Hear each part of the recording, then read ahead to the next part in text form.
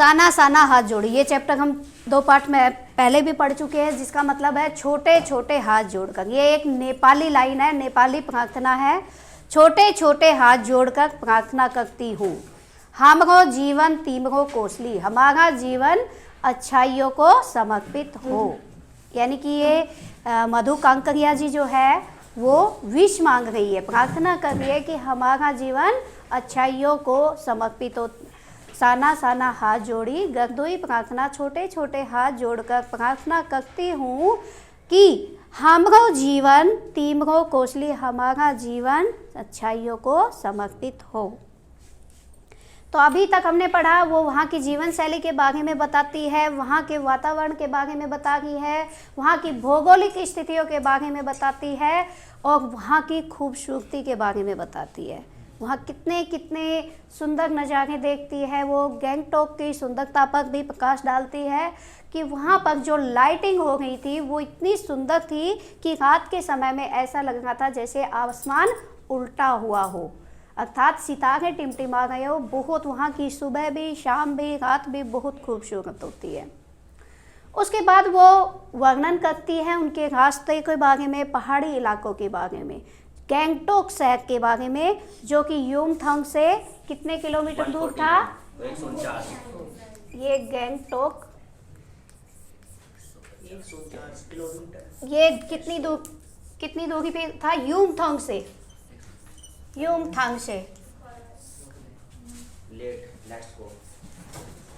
49 kilometre, 149 kilometre की दूरी पे था। तो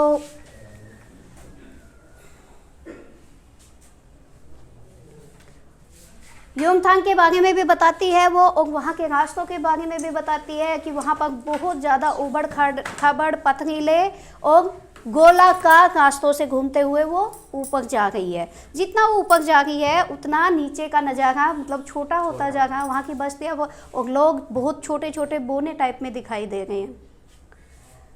तो उन रास्तों को चौड़ा करने के लिए वहाँ पर कुछ पहाड़ी युवतियाँ भी काम कर रही होती है, जो पत्थरों को तोड़कर,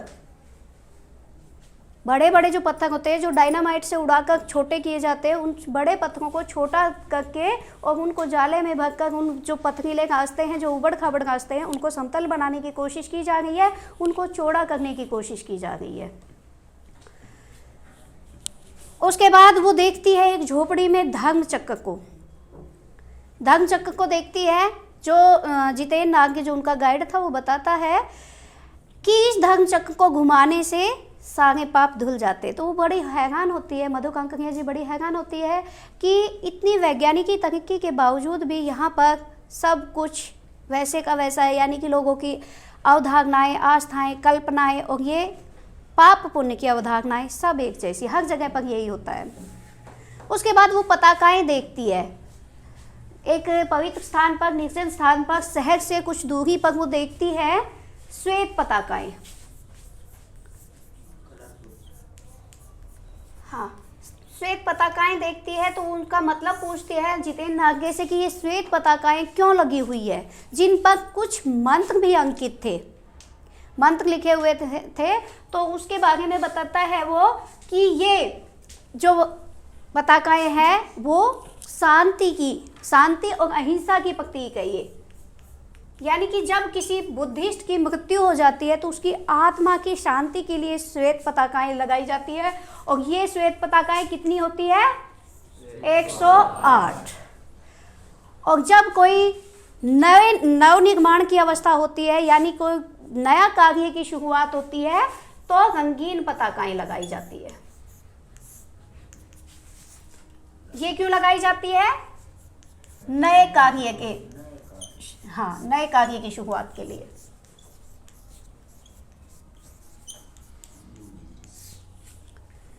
ये जो मेन पॉइंट है वो मैं आपको बता रही हूँ।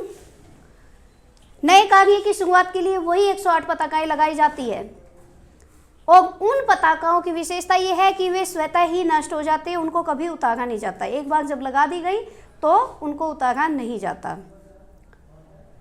उसके बाद वो देखती है कि वहाँ पर बहुत मेहनती लोग हैं, क्योंकि जो महिलाएं हैं बहुत कोमल है, लेकिन फिर भी वो हाथों में कुदाल कुल्हाड़े लेकर पत्थरों को तोड़ती है। और वहाँ से जब वो आती है तो रास्ते में कुछ बच्चे, स्कूली बच्चे, उनसे लिफ्ट मांगते हैं। तब वो जितेंद्र से पूछती है कि ये बच्चे कहाँ से आ गए हैं और क्या यहाँ पर कोई स्कूली बस नहीं है। तब वो बताते हैं कि ये रोज़ 3-3.5 किलोमीटर की दूरी पर पैदल जाते हैं नीचे तराई में, और वहाँ से फिर ये पैदल ही आते हैं। तो वो उनके जीवन शैली के बारे में नोट करती है कि यहाँ के लोग बहुत मेहनती है, क्योंकि वहाँ पर कोई भी वर्कबीला, कल एक वर्ड आया था वर्कबीला, वर्कबीला का मतलब कोई भी वहाँ पर मोटा चिकना नहीं है। क्यों? क्योंकि वहाँ पर सभी लोग मेहनत करते हैं। ये बच्चे जो स्कूल से पैदल आ गए हैं, उसके बाद अपनी माँओं के साथ में मवेशियों को भी चढ़ाते हैं, अर्थात भेड़ बकरियों को भी चढ़ाते हैं ये। तो कहने का मतलब ये है यहाँ बहुत मेहनत कश लोग रहते हैं, इसीलिए सभी लोग फिट है। यहाँ पर कोई भी मोटा या बोना टाइप मतलब इस तरह का नहीं है, सभी मेहनत कश है, इसलिए सभी अपने आप में फिट हैं। चलिए हम यहाँ तक पढ़ चुके हैं। और वो जैसे जैसे हिमालय की तरफ आगे बढ़ती है तो हिमालय का भी नज़ारा देखती है कि वो, क्योंकि उस पर पेड़ पौधे हैं तो वो हरी चादर ओढ़े बैठा है, जैसे ऐसा लगता है जैसे हरी चादर ओढ़े बैठा है। तो पेड़ पौधों की वजह से वो हरा भरा दिखाई देगा, लेकिन जैसे जैसे आगे बढ़ती है, बर्फ़ बढ़ती है तो वो सफ़ेद हो जाता है। तो वो पल पल परिवर्तित होते हुए हिमालय के इस रूप को देखती है। कहीं पर वो बर्फ़ कम भी हो जाती है, क्योंकि धूप पड़ती है तो जो नुकीले होते हैं वहाँ से बर्फ़ बह जाती है, तो वो कहीं कहीं पर से कम भी हो जाती है, इसलिए वो थोड़ा पीला पीला भी दिखाई देता है, थोड़ा पीलापन भी बढ़ जाता है उसमें। तो इसीलिए लेखिका कहती है कि मैं उस पल पल परिवर्तित होते हुए हिमालय के रूप का नज़ारा मैंने बहुत करीब से देखा है। ठीक है, ये इतना मैंने इसीलिए दोबारा डिस्कस किया, काफ़ी बच्चे नए आए हैं। चलिए अब आगे बढ़ते हैं। हम कटारों के करीब आ चुके थे, क्योंकि दूर से ही बर्फ के ढके पहाड़ दिखने नजर आ गए थे। पास में जो पर्वत थे वे आधे हरे आधे काले दिख रहे थे। लग रहा था जैसे किसी ने इन पहाड़ों पर पाउडर छिड़क दिया हो। कहीं पाउडर बची रह गई हो, कहीं वह धूप में बह गई हो। पाउडर नहीं थी, वो बर्फ था। बर्फ की वजह से वो दिखाई दे रहे थे, तो कहीं कहीं से बर्फ कम दिखाई दे रही थी। उसको कह रही है लेखिका कि ऐसा लग रहा जैसे इन पहाड़ों पर पाउडर डाल दिया हो, और जहाँ पर पाउडर कम था, बर्फ कम थी, उसको ऐसे बताया कि पाउडर उड़ गया हो। नागी ने उत्तेजित होकर कहा, देखिए एकदम ताज़ा बर्फ है, लगता है रात में गिरी है यह बर्फ। थोड़ा आगे बढ़ने पर अब हमें पूरी तरह बर्फ से ढके हुए पहाड़ दिख रहे थे, साबुन के झाग की तरह सब ओर गिरी हुई बर्फ। मैं जीप की खिड़की से मुंडी निकाल निकाल कर दूर तक देख रही थी चांदी के चमकते पहाड़। चांदी के चमकते क्यों? क्योंकि रात में बर्फ गिरी थी, एकदम ताज़ा बर्फ गिरी थी, और धूप की फ्लैश पड़ने से वो चमक रहे थे। तो लेखिका ऐसे ही कल्पना कर रही है कि जैसे वो चांदी के पहाड़ हो। एकाएक जितेंद्र ने पूछा, कैसा लग रहा है? तो लेखिका कहती है, रामघोषो। रामघोषो का मतलब है बहुत अच्छा।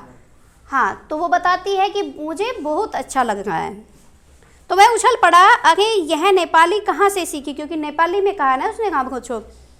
अपनी भाषा के गर्व से उसकी आंखें चमक उठी, चेहरा इतराने लगा, और तभी किसी चमत्कार की तरह हल्की हल्की बर्फ एकदम महीन महीन मोती की तरह गिरने लगी। जब बर्फ गिरती है तो वो एकदम पत्थर जैसे नहीं गिरती, वो बारीक बारीक पाउडर के रूप में ही गिरती है। तो कहती है वो जैसे बर्फ गिरी थी, ऐसा लग रहा है जैसे मोती बरस रहे हो। तीम्रा माया सेंधई मलाई सताऊं छ। चाहूँ और यह बर्फीली सुंदरता जितेंद्र के मन पर भी थाप लगाने लगी। वो अपने नेपाली में कोई गाना गा रहा है। हम सभी सैलानी अब जीप से उतर कर बर्फ पर कूदने लगे थे। यहाँ बर्फ सर्वाधिक थी, घुटनों तक नरम नरम, ऊपर आसमान और बर्फ से पहाड़ तक एक हो गए थे।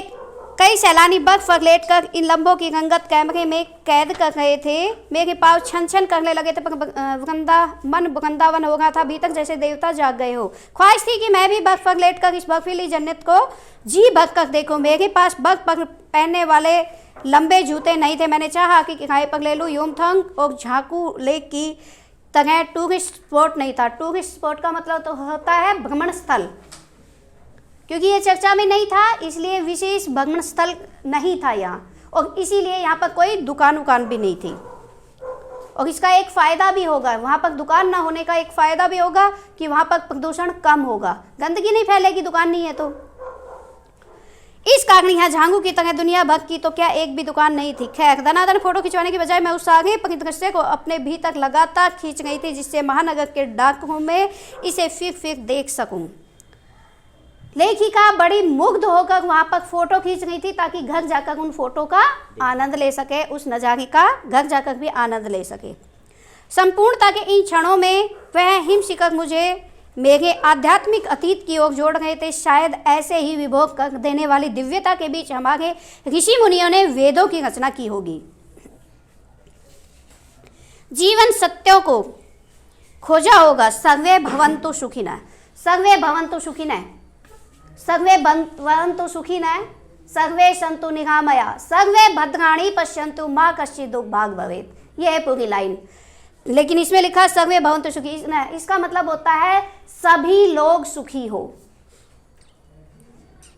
सर्वे भवन्तु सुखिनः, सभी लोग सुखी हो। सर्वे सन्तु निरामया, कोई भी निरोग ना हो। सर्वे भद्राणि पश्यन्तु मा कश्चित् दुर्भाग् भवेत्, सभी को हम कल्याणकारी रूप में देखें, कोई भी दुखी ना हो। ठीक है, का महामंत्र पाया होगा। अंतिम संपूर्णता का प्रतीक वह सौंदर्य, ऐसा ही बड़ा से बड़ा अपराधी भी इसे देख ले तो क्षणों के लिए ही सही करुणों का अवतार बुद्ध बन जाए। बुद्ध जो केवल अपने भले के लिए नहीं सभी के भले के बारे में सोचते हैं, तो ये जो मंत्र बोला है वो सभी के भले के बारे में, सभी को हम कल्याणकारी रूप में देखें और कोई भी दुखी ना हो, कोई भी बीमार ना हो, सभी निरोग हो। और तभी दिमाग में कौन था कि मिल्टन ने ईव की सुंदरता का वर्णन करते हुए लिखा था कि शैतान भी उसे देखकर ठगा सा रह जाता और दूसरों का अमंगल करने की वृत्ति भूल जाता था। दूसरों का अमंगल मतलब दूसरों को हानि पहुंचाने के बारे में भूल जाता था, दूसरे को नुकसान नहीं करता था, दूसरों की बुराई नहीं करता था, किसी का अहित नहीं चाहता था। तो सभी का मन इतना शुद्ध हो जाता है कि वो किसी के अहित के बारे में सोचना भी भूल जाता है। मैंने मणि से पूछा क्या उसने पढ़ी है मिल्टन की वह कविता, पर मणि उस समय किसी दूसरे ही सवाल से जूझ गई थी। वह एकाएक दार्शनिकों की तरह कहने लगी, ये हिम शिखर जल स्तंभ है पूरे एशिया का। ये एशिया जो महाद्वीप है उसका वह हिम शिखर है। देखो प्रकृति भी किस नायाब ढंग से सारा इंतजाम करती है। सर्दियों में बर्फ के रूप में जल संग्रह कर लेती है और गर्मियों में पानी के लिए जब त्राही त्राही मचती है तो ये ही बर्फ शिलाएं पिघल कर जल धारा बन हमारे सूखे कंठों को तरावट पहुंचाती है। कितनी अद्भुत व्यवस्था है जल संचय की। मैंने कल भी आपको बताया था जल संचय का एक यहाँ पे क्वेश्चन बन रहा है कि प्रकृति जल संचय की व्यवस्था किस तरह से करती है। तो ये प्रकृति तो कर रही है कि सर्दियों में बर्फ बन जाता है और गर्मियों में फिर वही बह कर पिघल कर धूप गर्मी से पिघल कर हमारे लिए पानी की व्यवस्था करता है। मणि ने अभिभूत हो माथा नवाया, जाने कितना ऋण है हम पर इन नदियों का, हिम शिखरों का। संसार कितना सुंदर है। सुपन जगाने उन लम्हों में मैंने सोचा, पर तभी उदासी की एक झीनी सी परत मुझ पर छा गई। उड़ते बादलों की तरह पत्थर तोड़ती उन पहाड़ियों का ख्याल आ गया। जब वो इतने इन सुखद पलों का आनंद ले रही थी, वो सोच रही थी कि प्रकृति हमारे बारे में मतलब कितना सोचती है, कितना कुछ करती है। नदियाँ और पर्वत जो हिम शिखर है वो हमारे कल्याण के लिए कितना कुछ कर रहे हैं। तभी उनको एक फिर से उन पहाड़ियों का ही ख्याल आ जाता है जो पहाड़ियाँ पत्थर तोड़कर हमारे लिए किस तरह से जीवन संघर्ष कर रही है। आत्मा की अनंत पत्तों को छीलता हुआ हमारा यह सफर थोड़ा और आगे बढ़ा कि तभी देखा इक्की दुक्की फौजी छावनियाँ। ध्यान आया यह बॉर्डर एरिया है, थोड़ी दूर पर ही चीन की सीमा है। एक फौजी से मैंने कहा इतनी कड़कती ठंड में उस समय तापमान -5 डिग्री सेल्सियस था। -5 डिग्री। अब सोचिए -5 डिग्री में 15 ही लिखा तो 15 ही है। बोल गलत नहीं हो, लिखा ठीक है। 15 डिग्री, सॉरी, तापमान -15 डिग्री सेल्सियस था। अब सोच कर देखिए, जब हमारा 4-5 पॉइंट भी रह जाता है, 4-5 डिग्री पर भी रह जाता है, तो कितनी ठंड हो जाती है। और वहाँ पर -15 डिग्री में वो सैनिक हम लोगों की रक्षा के लिए वो सैनिक देश पर लड़ रहे हैं, देश की सीमाओं की रक्षा कर रहे हैं, बॉर्डर की सुरक्षा कर रहे हैं, इतनी कड़कती ठंड में भी। आप लोगों को बहुत तकलीफ होती होगी। वह हंस दिया, एक उदास हंसी। आप चैन की नींद सो सके इसलिए तो हम यहाँ पहरा दे रहे हैं। फेरी भेटुला, फेरू भेटुला का मतलब क्या है? फिर मिलेंगे। हाँ, कहते हुए जितेन ने जीप चालू कर दी। थोड़ी देर बाद ही फिर दिखी एक फौजी छावनी, जिस पर लिखा था we give our today for your tomorrow. मन उदास हो गया, भी तक कुछ पिघलने लगा। We give our today for your tomorrow, ये जो सैनिक लोग हैं वो अपना आज देकर आपका कल संवार रहे हैं। ठीक है, मन उदास हो गया, अभी तक कुछ पिघलने लगा। महानगर में कहते हुए कभी ध्यान ही नहीं आया कि जिन बर्फीले इलाकों में बैसाख के महीने में भी 5 मिनट में ही हम ठिठुरने लगे थे, हमारे इस जवान पौष और माघ में भी, जबकि सिवाय पेट्रोल के सब कुछ जम जाता, तैनात रहते। पौष और माघ का महीना होता है ये दिसंबर और जनवरी का महीना, जो सबसे कड़कते ठंड पड़ती है जिस महीनों में, उन महीनों के बारे में बात हो रही है। हाँ, बहुत ठंड होती है उस टाइम।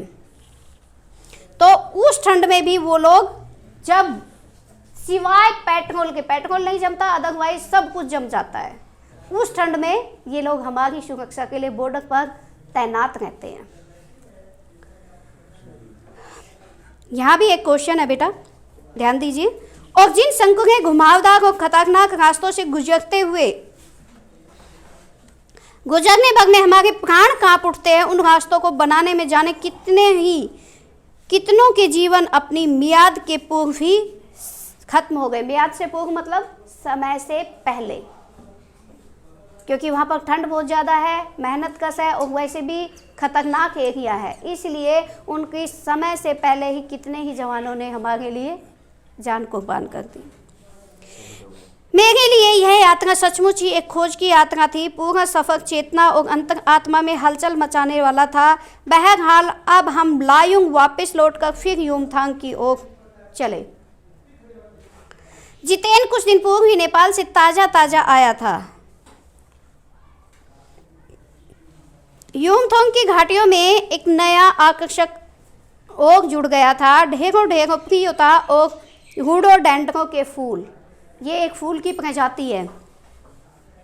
जितेन बताने लगा, बस 15 दिनों में ही देखिएगा पूरी घाटी फूलों से इस कदर भर जाएगी कि लगेगा फूलों की सेज रखी हो। यहाँ रास्ते अपेक्षाकृत चौड़े थे, इस कारण खतरों का एहसास कम था। इन घाटियों में कई बंदर भी दिखे, कुछ अकेले तो कुछ अपने बाल बच्चों के साथ। बहरहाल घाटियाँ, वादियों, पहाड़ों और बादलों की आंख मिचौली दिखाती पहाड़ी कबूतरों को उड़ाती हमारी जीप अब युमथांग पहुंची तो हम थोड़े निराश हुए। बर्फ से ढके हुए कटाव के हिम शिखरों को देखने के बाद युमथांग थोड़ा फीका लगा और यह भी एहसास हुआ कि मंजिल से कहीं ज़्यादा रोमांचक होता है मंजिल तक का सफ़र। मंजिल पर तो पहुंचना ही था, लेकिन मंजिल तक पहुंचने के लिए जिन रास्तों से वो गुजरी है, जो उन्होंने एहसास किया, जो उन्होंने अनुभव एकत्रित किए हैं, वो कहती है कि मंजिल तक पहुंचने से भी अच्छा उनको मंजिल तक पहुंचने के रास्तों में महसूस किया। बहरहाल युमथांग में चिप्स बेचती एक सिक्किमी युवती से पूछा, क्या तुम सिक्किमी हो? नहीं, मैं इंडियन हूँ, उसने जवाब दिया। सुनकर बहुत अच्छा लगा। सिक्किम के लोग भारत में बिल्कुल मिलकर बहुत खुश हैं। जब सिक्किम स्वतंत्र रजवाड़ा था तब टूरिस्ट उद्योग इतना नहीं फूला फला था। हर एक सिक्किमी भारतीय आबोहवा में इस कदर घुल मिल गया था कि लगता था कि कभी सिक्किम भारत में नहीं था। जीप में बैठने को हुए कि एक पहाड़ी कुत्ते ने रास्ता काट दिया। मणि ने बताया ये पहाड़ी कुत्ते हैं, ये भौंकते नहीं है, ये सिर्फ चांदनी रात में ही भौंकते हैं।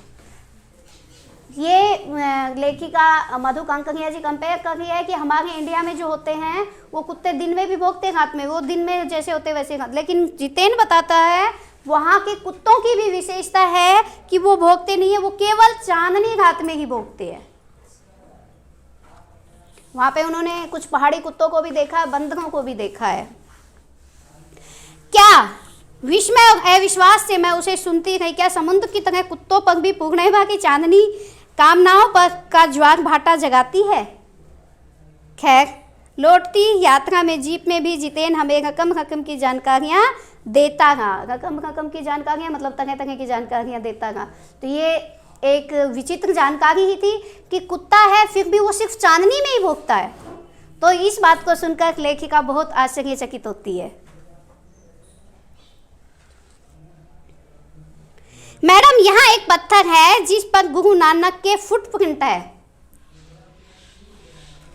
पत्थर पर गुरु नानक के पाँव के निशान है, पैरों के चिन्ह है। कहते हैं यहाँ गुरु नानक की थाली से थोड़े से चावल छिटक कर बाहर गिरे थे। जिस समय चावल छिटक कर गिरे थे वहाँ, जिस जगह पर चावल छिटक कर गिरे थे वहाँ चावल की खेती होती है। पहाड़ी इलाके में, हाँ, पहाड़ी इलाके में जब गुरु नानक जी खाना खा गए थे तो उनकी थाली से कुछ चावल बिखर गए थे। तो जहाँ पर वो चावल बिखरे थे, गिरे थे, तो वहाँ पर चावल की खेती बहुत अच्छी होती है। ये उनकी मान्यता, अवधारणा है, क्योंकि पहले ही इसमें आया है कि हर जगह अपनी अपनी कल्पनाएं, अवधारणाएं, उनकी पाप पुण्य की आस्थाएं सब एक जैसी है। तो उन्होंने ऐसा ही मान लिया कि भाई ये पवित्र जगह है, उन्होंने खेती शुरू कर दी। अब जो मेहनत करेंगे तो ऑब्वियसली उस मेहनत का नतीजा तो उनको मिलेगा ही, इसलिए उनकी मान्यता बन गई, ये अवधारणा बन गई। हाँ, उनकी सोच बन गई।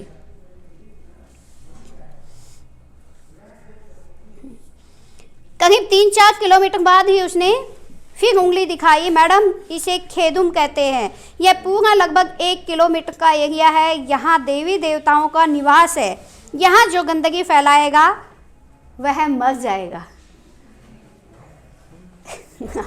हाँ, उन्होंने ये अवधारणा बना रखी थी कि अगर यहाँ पर गंदगी फैलाओगे तो मर जाओगे। बेटा, बात अंधविश्वास की नहीं है, ये सफाई रखवाने का एक तरीका था उनका। अच्छी बात है, हो सकता है इसी डर की वजह से वहाँ पर कोई गंदगी नहीं फैलाता। इसका मतलब ये है कि वो एरिया बहुत साफ सुथरा था। भले ही उनकी ये अवधारणा ही थी, अंधविश्वास ही लगा लो, लेकिन इसी वजह से कम वहाँ पर सफाई तो हुई।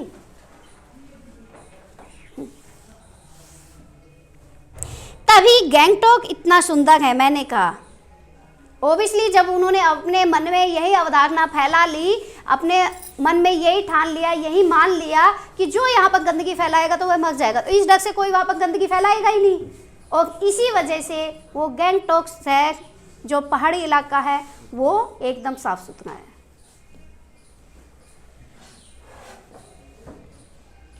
गैंगटॉक नहीं मैडम, गंतोक कहिए। इसका असली नाम गंतोक है। गंतोक का मतलब है पहाड़। ये हमने शुरू में ही बताया, पहाड़ी इलाका। मैं कुछ पूछती कि वह फिर चालू हो गया। मैडम, युमथांग भी पहले टूरिस्ट स्पॉट नहीं था। जो गैंगटॉक से 149 किलोमीटर दूर युमथांग है, तो लेखिका को बता रहा है, कौन बता रहा है? जितेन। हाँ, जितेन नागे जो उनका गाइड था वो बता रहा है कि यह भी पहले टूरिस्ट स्पॉट नहीं था, लेकिन ये बाद में धीरे धीरे करके बन गया। तो यह तो सिक्किम जब भारत में मिला उसके भी कई वर्षों बाद भारतीय आर्मी के कप्तान शेखर दत्ता के दिमाग में आया कि यहाँ सिर्फ फौजियों को रखकर क्या होगा, घाटियों के बीच रास्ते निकालकर इसे टूरिस्ट स्पॉट बनाया जा सकता है। आप देखिए अभी भी रास्ते बन रहे हैं, यानी कि भ्रमण स्थल बाद में बना है ये। और किसके कहने से बना है, किसकी सोच से बना? शेखर दत्ता के। उनके दिमाग में आया कि यहाँ पर सिर्फ फौजियों को ही क्यों रखा जाए, ये घाटियों के बीच में रास्ते निकालकर इसको एक अच्छा सुंदर सा पर्यटन स्थल क्यों ना बना दिया जाए। हाँ, रास्ते अभी भी बन ही रहे हैं, नए नए स्थानों की खोज अभी भी जारी है। शायद मनुष्य की इसी असमाप्त खोज का नाम सौंदर्य है। मन ही मन में कहती हूँ, जीप आगे बढ़ने लगती है। क्योंकि वहाँ की इस खूबसूरती का जो नज़ारा है वो इतना खूबसूरत है। वो कहती है कि हाँ, इसी सोच का फल ये है कि अभी भी यहाँ पर रास्ता बन रहा है, इसको एक टूरिस्ट स्पॉट बना दिया गया है और अभी भी ये कार्य तरक्की पर है, प्रगति पर है, अर्थात जारी है। वो ये सोचती हुई जीप में बैठ जाती है और जीप आगे बढ़ने लगती है। हमारा चैप्टर समाप्त होता है और अब हम देखते हैं आपको कितना समझ में आया है। झिलमिलाते सितारों की रोशनी में नहाया गंतोक लेखिका को किस तरह से सम्मोहित कर रहा था। देखिए, हमने चैप्टर की शुरुआत में ही पढ़ा, पहला ही क्वेश्चन है और चैप्टर के शुरू में ही ये आया भी है हमारा। झिलमिलाते सितारों की रोशनी में नहाया गंतोक लेखिका को किस तरह से सम्मोहित कर रहा था।